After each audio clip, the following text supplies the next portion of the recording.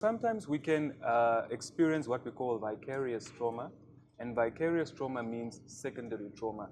That means just by hearing the person's story or by witnessing the person in distress, you can also become traumatized. Practice empathy rather than sympathy in that moment. You have to be strong for your friend in that point.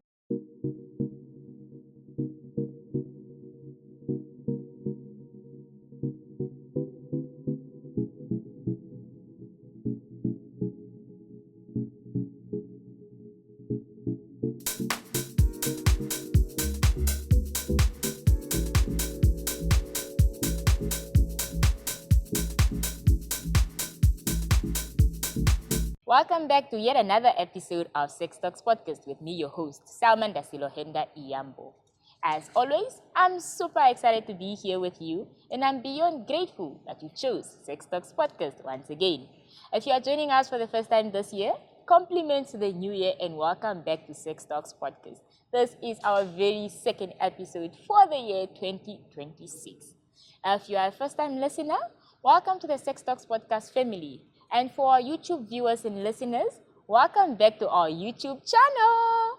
We are all about creating an informed and educated society of young people who can openly have conversations about their sexual health while sharing their personal experiences and hearing from experts in the field. Now, to help us grow our community here, please don't forget to like, comment, and most importantly, subscribe to Sex Talks Podcast so we can keep these conversations going. We are recording yet another episode live from the Be Free Youth Campus in Katutura, thanks to our collaboration with the Be Free Studios under the One Economy Foundation. You can find this youth-friendly space at the Windhoek Multipurpose Youth Center or online at Be Free Namibia. And if ever you find yourself in Katutura, please do come say hi. We love to see and hear from you. In our last episode, we spoke about recognizing when you might need therapy. But today we are shifting the focus because sometimes the person who's not okay is somebody you love. Maybe it's a friend who's suddenly withdrawn. Maybe they are overworking, acting reckless, shutting down, or just not acting like themselves. You can see that they're struggling, but you don't know what to say or do to be able to help them. So in today's episode, this is one for the supporters, the friends, the ones that carry the emotional weight they were never trained for. Joining us today is Dr. Byron Böck, a medical doctor and public health professional working in Namibia's public health sector. He is passionate about mental health, advocacy, youth development, and improving access to healthcare services. Dr. Böck has contributed to national health initiatives and serves on several strategic health committees. He is a Mandela Washington Fellow 2025 and represented Namibia at Georgia State University in Public Management track. He has also presented on public health approaches to mental health and policy reform at national platforms. Beyond his clinical and public health work, Dr. Böck is a strong advocate for young people, mentoring graduates and supporting initiatives focused on mental health awareness, sexual and reproductive health rights, and reducing stigma around seeking help. Dr. Böck, welcome to Sex Talks Podcast. I mean, it's been a minute. It's a new year. And if you know, I was also part of the Mandela Washington Fellowship 2025. So it's kind of a good time to catch up. How are you doing today? And it's a good reunion.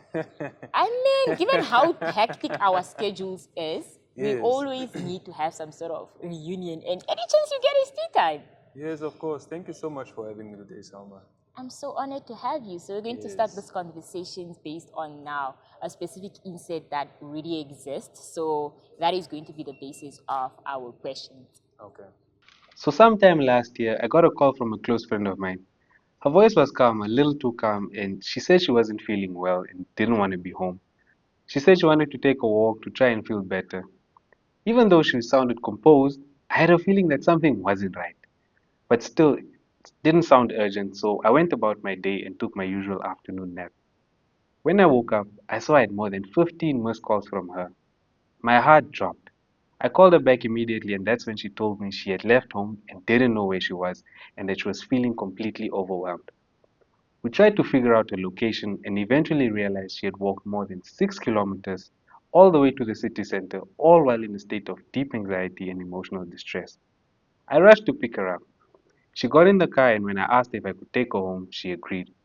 But while we were driving on the highway, she suddenly asked me to pull over. She stepped out of the car and broke down, crying uncontrollably, struggling to breathe, and completely overwhelmed. It was at that moment that I realized my friend was crashing out. I froze. I didn't know what to say or who to call. I tried to calm her down and convince her to go home, but she was in so much distress that she just didn't want to go back. After more than 50 minutes of trying to support her on the side of the road, I eventually managed to get her home safely to her family. But even now, I still ask myself, I did my best, but what should I have done differently?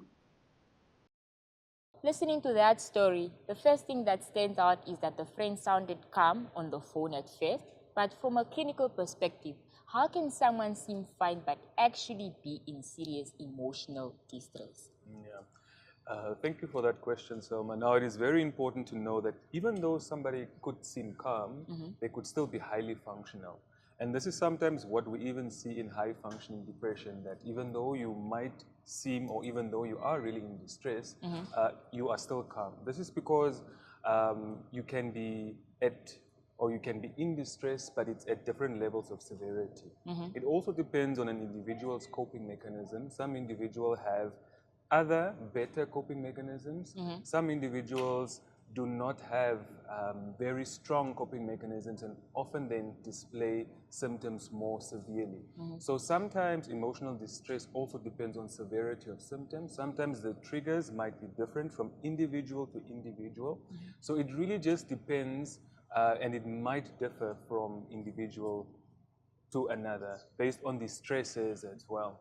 So most of the time, individuals sort of try and cope by themselves up until they reach a certain threshold. And when they surpass this threshold, it is sometimes then when the emotional distress becomes overtly visible. Yes, and that is when you might see that this person is in distress. But most of the times, it might not even be overtly visible. Oh, I like how you explained that depending on who the person is and how the situation is, it's more likely that it varies from person to person. Now, Yes. in the moment that the friend found so many missed calls over the phone and discovered that his friend didn't know where she was, what should be the first priority for me or for that friend who was then trying to help? So it is very, very important as the person that is trying to help or to reach out to remain calm. Because imagine if your friend is in distress and you are also in distress, you might not be of much help to this individual. So it is very important for you to remain calm because if you are calm, you are able to put your thoughts together and able to provide support. It is very important to apply the principles of psychological first aid. Just as in if I, get a small wound, or someone is in physical distress, I would also, apply first aid or, first aid methods. So we also have what we call psychological first aid. And psychological first aid is very important, especially in instances like these. And it comprises of three main principles, which is look, listen, and link. So if you were to discover that you got this missed calls, by example, you would first of all look for the person, try and see if they're in a safe space, establish safety. That is very important. So you would call them back. If they answer, you would find out where they are. Are they in a safe space? Because you can't also render support from a space that is not safe. So we would like to get them into a safe space, whether you are going to provide that safe space or whether you are going to guide that person to get to a safe space. So that is very important. After you have assessed that they are in a safe space, you then listen to them. Of course, if you ensure that somebody is in a safe space, you are also able to listen or practice active listening. You are able to listen to them better. And then, of course, you would have to link them. Remember, in the community, we are not trained therapists, right? We are merely friends that provide support. So we also need to acknowledge that we are not trained, but in that very instant, we are the first option, we are the first resource, we are the first responders. So we need to provide some level of support to the individual. Wow. So that is very important. I didn't know that there was also a first aid kit when it comes to that psychosocial support. Yes. So it's look, listen, and link. and link. Yes. Okay, I learned something from this episode. I hope you two are taking some lessons as to how can you better be there for your friend or for your loved one. Now, this friend explained that when they picked up the friend, they suddenly broke down on the side of the road, crying uncontrollably, shaking, and in that moment, you also get shaken as much as now you are looking and you're trying to link as to what the situation is. What is going through that person's mind as they are then in that moment of distress? Can you maybe just be able to show us or share with us as to what are those possible scenarios that they might be going through, just so we understand as well? So thank you. As I mentioned earlier, it's very important to establish safety. That is very important because, as you rightfully said, you don't know what is happening in that person's mind at that particular point in time. And as I said, the stresses might be multifactorial. It could be a lot of things that is going on. They might even have thoughts of self-harm or even thoughts to harm others because of their level of emotional distress.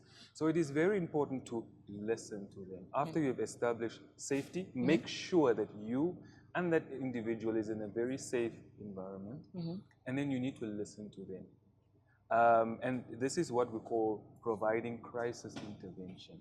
Now, when we provide crisis intervention, we need to make sure that the environment is quiet, the environment is calm, the environment is safe, and it is very important for you to reassure the individual that everything is going to be okay, you are going to get them to the help as soon as possible, but it is also very important for you to have an idea of what is going on. So you have to establish what we call rapport. Even though you are friends, you have to establish that rapport so that the individual can be comfortable to disclose to you what is actually going on in your mind that time. Sometimes we tend to also respond aggressively, you know, to sort of just protect ourselves, and we respond aggressively, and in that process we fail to establish rapport. That individual will then not be comfortable to disclose to you what is actually going on. So as I said, we need to establish rapport.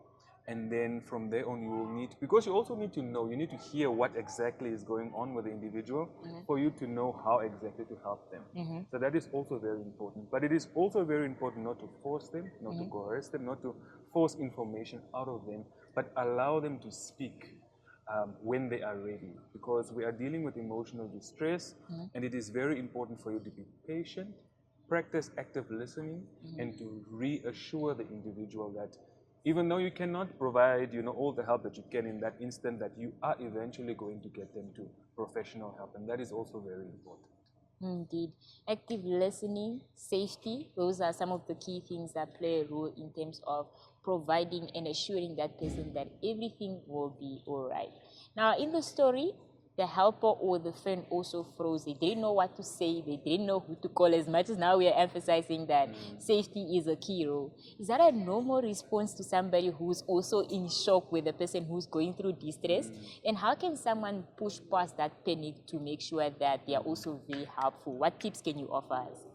So as I said, we're all human beings. And more so, most of us in the community as friends, we are not trained individuals. Because sometimes we can experience what we call vicarious trauma. And vicarious trauma means secondary trauma.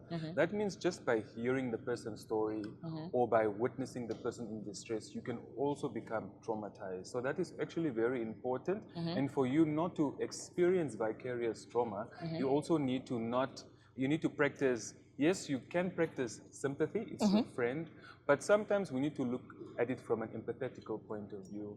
That means not to internalize everything, because if it's going to affect you as an individual, you will not be able to provide support to the individual as you are supposed to. So it is very important for you to reassure the individual, practice empathy rather than sympathy in that moment. Because sympathy can sort of sometimes cloud our emotional well-being at that time. But if you practice empathy, you are able to think clearly, you are able to understand the individual, and you are able to provide help as you should in that very instant. So it is very important for you to listen objectively as well. Yes, it is your friend, but you have to provide a safe space, as I said, and practice empathy. I cannot overemphasize in that specific moment. Otherwise, we'll end up internalizing everything, and then you have two individuals who are in distress. So that is very important to avoid that kind of situation. And you have to be strong for your friend in that point in time, and probably also debrief afterwards with someone else. I'm laughing because as much as we say that you should practice empathy over sympathy, yes. can you give us a scenario? How do I go about that? Because in that moment, I'm already thinking, "Ish, my friend." Yes. So many times as friends, when we are confronted with situations like that, we end up crying with our friends. And now the other person who was in distress ends up consoling you. But when you are providing support or psychosocial support, you need to be the stronger individual. You need to be the stronger one in that very instance because you are the one that your friend is relying on. So instead of crying with the person that time, you need to reassure the person and make them, understand that, yes, I understand what you feel. I understand what you may be going through right now, but this is how we are going to go about it. This is how we are going to seek for help. Instead of sympathizing with them, crying with them in that very instance, you just have to reassure them that you understand what they are going through, you are relating to them, and you are going to do your best to offer support. That is also actually very important. I keep smiling because it's better said than done, but most definitely do not cry with your friend. This is the time when you need to be there for them because if you start crying, your friend or the person you love might end up wanting to be there for you while they are in the moment when they need you the most. Now, in this scenario, the friend in distress didn't want to go back home. Now, how do you support someone who's overwhelmed but they resist the very help that might be the only place that is safe for them? That actually happens very often, and it is also one of the, the signs that somebody is really in distress because their mind is clouded and overwhelmed with emotions, and they can't think clearly in that very instant. So it is very important to also understand them and also respect their autonomy. But remember what I said when we spoke about the three, key main principles of providing psychological first aid is to, can you remember them? Is look, listen, and link. So when you look, you need to ensure that this individual is safe, this individual is comfortable. Sometimes maybe the person doesn't want to go home because they're not comfortable in that environment. Maybe that exact environment is where the stressor is coming from or is emanating from. So it is very important to ask them then, what environment do you feel would be safe for you right now? Which could be, a community center, it could be a church hall, it could be a traditional homestead, it could be a counselor's home, it could be a social worker's office. And if you have access to resources, it could be the hospital, it could be, a therapist, professional services. So sometimes you need to listen to the individual. Sometimes we force individuals to go back into the environment that caused them the distress. So that is also actually very important. There must be a reason why that person doesn't want to go home in that particular time. But then where can we take you to a place of safety? You can also liaise with social workers, by example, call an emergency number, the different hotlines that are available, sort of get this person to a place of safety. Because at the end of the day, we need to create safe spaces. It's all about creating safe spaces. And I cannot overemphasize on the importance of, creating safe spaces. That is very important. Well, I hear you when we put emphasis on creating safe spaces for those people. And this links to our next question because now, at what point should the friend involve someone else that is family, maybe another trusted adult or an emergency services in situations like this? And when does it become invasion of privacy to now the loved one? Mm, in the professional space, we are guided by certain ethical principles, such as confidentiality, autonomy. But, we are speaking from a community perspective, from a layman perspective. We might not be aware of all these ethical principles. It is very important to respect the individual, to respect their request for confidentiality. I think that is also very important because we don't want to infringe on confidentiality. But at the end of the day, what we are trying to do is we are trying to get these individuals professional help. So we have to reach out. You have to reassure the individual that you are not going to divulge or disclose their, personal information, but that it is important for us to seek help. Remember, we are a community, and by virtue of us being in a community, it means that it is a group of individuals, or a variety of individuals that can provide safety and support. So it is very important to reassure them that your intent is not malicious, but you cannot also do it on your own. You need to inform somebody else should something happen. And it is always very important to rather opt for a professional.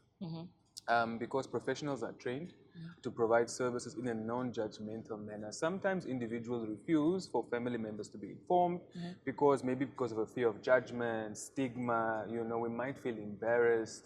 But that is the importance of, communicating with professionals because there's no judgment, you understand. Mental health services or psychosocial support services are supposed to be provided in safe environments, non-judgmental environments. But I cannot also overemphasize the importance of seeking professional support and always informing someone. It is very important, whether it's professional services, whether it's community leaders, whether it's family that they are close to. So it is very important to also ask them who they feel closest to, right? It could be a parent, it could be an uncle, it could be an aunt. And then we always have to inform them as well that this particular person is in distress, you have tried your best, and we are trying to facilitate access to a healthcare facility or healthcare services. Okay. Now, I love how you've mentioned about debriefing first. If you now the helper or the friend that is helping another friend, you also need a debrief session or a conversation with a healthcare professional. Why do you think that is very important? Because often at times it's just like, it's fine, man, I got them help, we're going to move on with life, and, the show would have gone. Debriefing in crisis intervention, or after crisis intervention rather, is very important because we provide crisis intervention, and then you also need to debrief. Remember when I spoke earlier about vicarious trauma or secondary trauma? So sometimes if we do not debrief, it's like you're also trying to deal with your emotions so that you do not become overwhelmed. So that is very important. And it is part of your psychological well-being. It is part of taking care of your well-being. A debriefing is very important. A debriefing doesn't have to always be formal. It doesn't have to be a whole session, but you could debrief with a friend. If you have access to debriefing with a professional, that's even better. Because at the end of the day, we also want to prevent secondary trauma. We also want to prevent vicarious trauma. But most importantly, sometimes we get what we call compassion fatigue.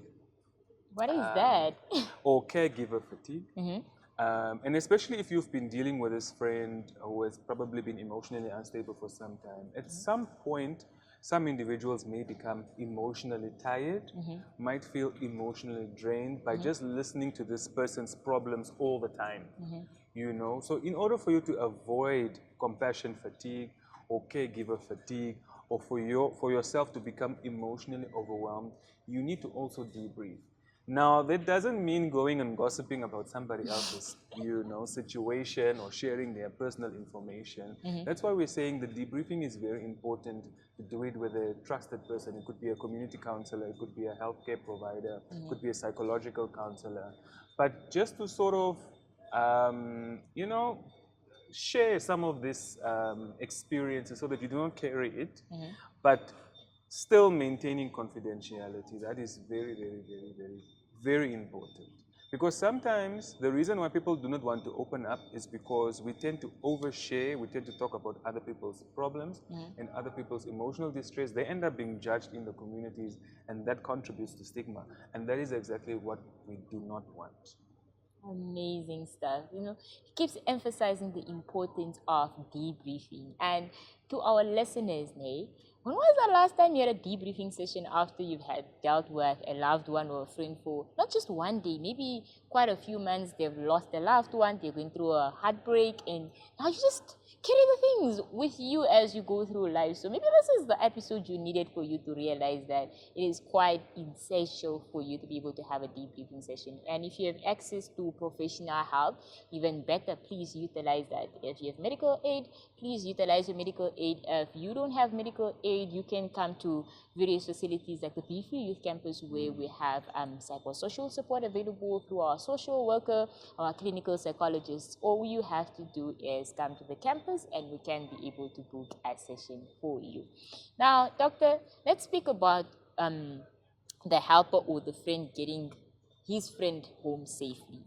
But now you always have that question at the back of your mind of, I could have done better. What could I have done differently? Now, what do we do in such situations when you feel like you haven't done enough for your friend? I think the very best, when you have provided support to somebody who is in distress, that is already a milestone. That is already you giving your best and offering your best. And sometimes we are too hard on ourselves by questioning everything, that we do, or second guessing. But when we have provided emotional support to someone, when we have practiced psychological first aid, when we have gotten this individual out of danger, when we have listened to them, and when we have linked them to the appropriate services, I think at the end of the day, there is always room for improvement. But remember, in the community, we aren't trained professionals. You do what you can do and what you best can do. It is very important to link someone to resources, but also after that, do not be too hard on yourself. And this is also where debriefing comes in, because in a debriefing session, the question of what could I have done better also comes up, so that when you are confronted with a similar situation next time, you will also know what to do. So it comes back to debriefing, because in a debrief session, when you're talking with someone, you always also, that discussion of what could have been done differently also comes up. And it is during this discussion that you are able to, establish certain things that you could have done differently. You are able to educate yourself. You are able to read more, on psychological first aid, like most of us probably heard for the first time. And so this is actually why it is so important to debrief. But do not be too hard on yourself. I think just by the mere fact of helping someone, you have changed a life, you have impacted someone, you've impacted someone's life. And I think that is always very reassuring. Saving a life is not always chest compressions and, but it is also listening to someone and providing psychological first aid.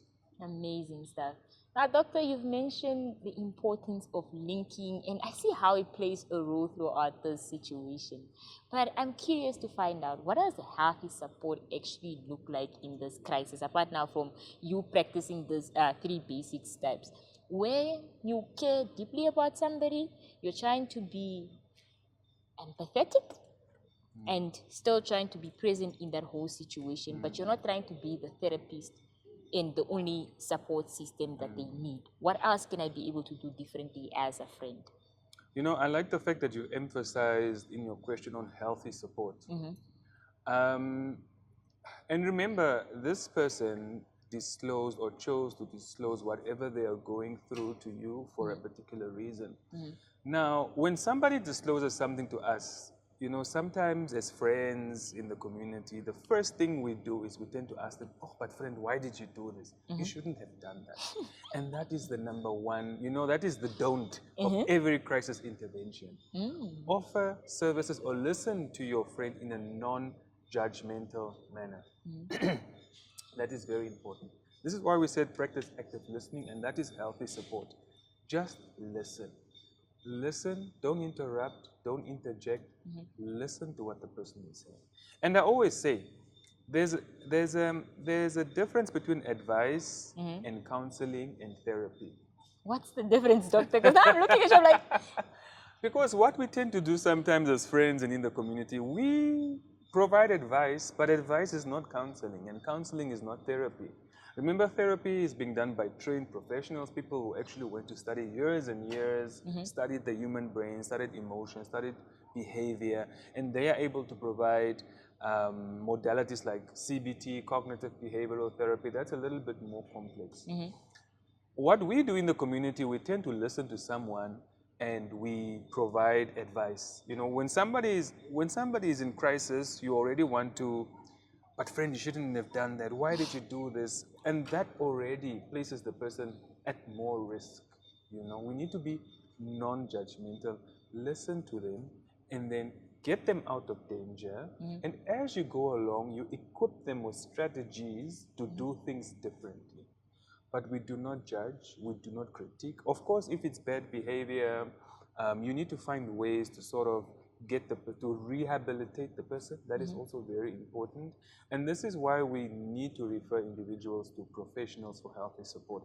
But it is very important, as friends in the community, let's provide services, or let's provide, not services because we are friends, but let's care for each other in a non-judgmental, healthy way. If someone is in a crisis, the last thing I want to hear is, oh, but friend, why did you do that? You should not have done that. Why are you in this situation? Let's not blame while we do crisis intervention. It makes things 10 times worse, and it can actually also affect the prognosis. That means the outcome of the individual.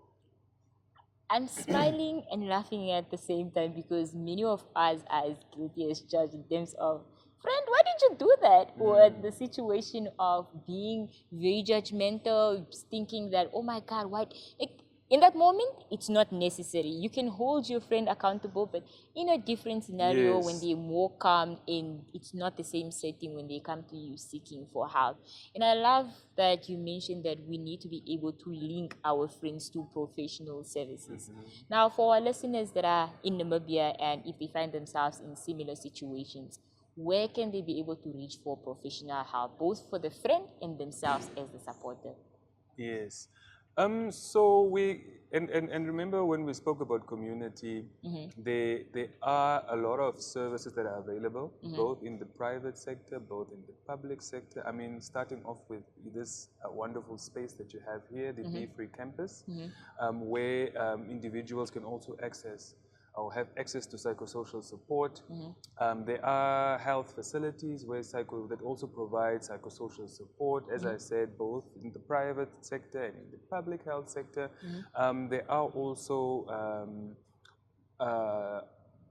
digital platforms, such as rather telephonic platforms, such as, Lifeline, Childline, that individuals can also call that when they're in distress. There are other community based organizations that also provide psychosocial support. So there's support is available everywhere in our communities. There are also faith-based organizations that are now also, joining in to provide psychosocial support. And I think also as we go along, some of these platforms will be shared, on various social media pages as well, so that we can just know what is the point of care, where can we access these services, and who can we call, and who can we approach when we are in distress and when we are looking for, psychosocial support. Just as the same manner we respond to physical emergencies, should be the same manner that we respond to psychological emergencies, should be the same way that we also seek psychosocial support. So we need to change the narrative.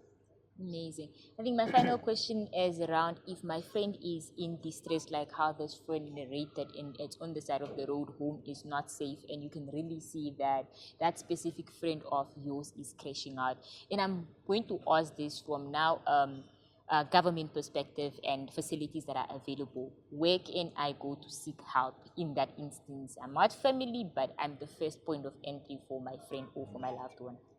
As I've mentioned, we can also, make help of the police services as well. Remember that at this point in time, the person's life might be in danger. They probably, are looking out, or looking for help. So the police can also be reached.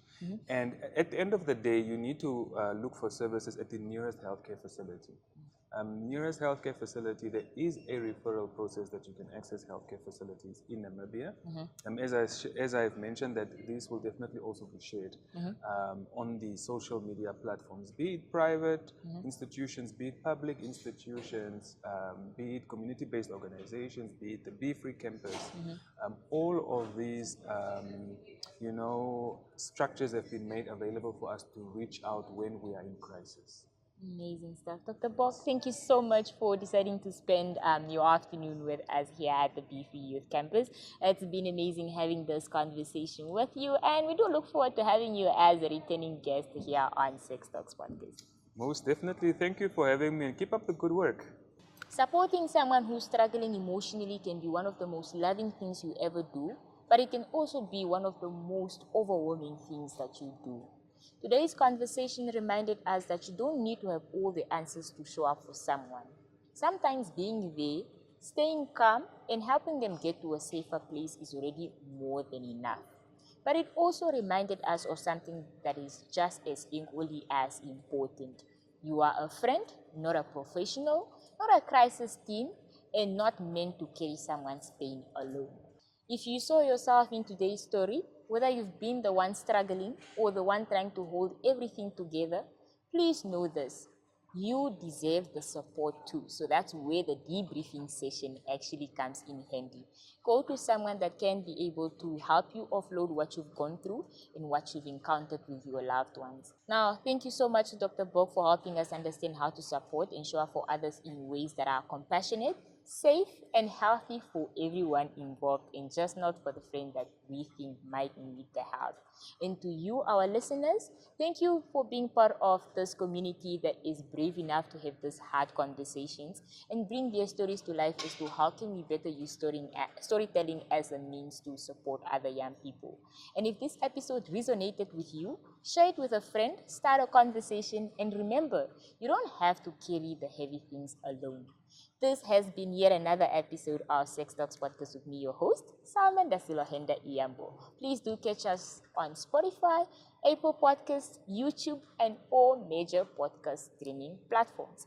Until next time, please do take care of yourself, your friends, and most importantly, your community until our next episode. Amigos, adios!